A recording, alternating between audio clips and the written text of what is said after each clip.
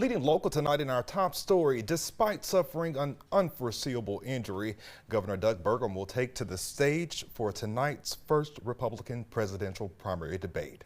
According to his campaign team, Governor Burgum was playing pickup basketball with members of his campaign yesterday when he injured his Achilles tendon. However, the governor is out on crutches and plans to take part in the first debate. KX News' Adrienne Oglesby has her third part of her one-on-one interview with the governor. Doug Burgum is making China a core issue of his platform for president. Earlier this month, he told me in an interview that, quote, we're in a Cold War with China, end quote.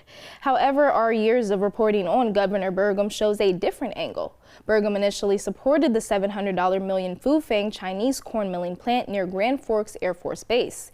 He eventually shifted to neutral and then eventually against the Fufeng project as national pressure pushed forward during a federal review process. Burgum also never had a problem with our legacy and pension funds invested in China and other places. He did not use his platform as loudly as he is now when it comes to China's influence. So tonight we're going to take a closer look at how presidential candidate Doug Burgum's stance on China stacks up against Governor Doug Burgum's record on China. Well, that's easy because the minute that there was any kind of security concern regarding the corn plant, the plan was canceled by the Grand Forks City Council and all the appropriate things. I mean, we called for a review from the Committee on Foreign Investment, the United States, CFIUS. The minute that project was announced, we waited for 9 months to hear back from them. They said nothing, but when the Air Force said they thought there was some concern, it was canceled. Burgum says it was a Wisconsin subsidiary of a Chinese company. He says once there was an official concern of national security, it was canceled. China is our #1 concern. They steal our IP. We're in a Cold War with China, and all the things that we have to do to protect our innovation in this country, we need to do. But right now, they're a total threat to our country and our future. And the Biden energy policy that's going on right now, where they basically want to eliminate liquid fueled engines. I mean, get rid of internal combustion machines in favor of EVs when China controls 85% of the rare earth minerals in the world. This would just be training OPEC for Sinopec. So, I mean, I feel like the Biden energy policy was actually designed by China because it just shifts all our dependence on them at a time when we know that they will use their control of those minerals as a weapon. I mean, just a few weeks ago, they were putting export limitations controls on rare earth minerals going to Japan, one of our great allies. He went on to stress that China is a huge threat for us and our government and military needs to be prepared to defend ourselves and allies around the world.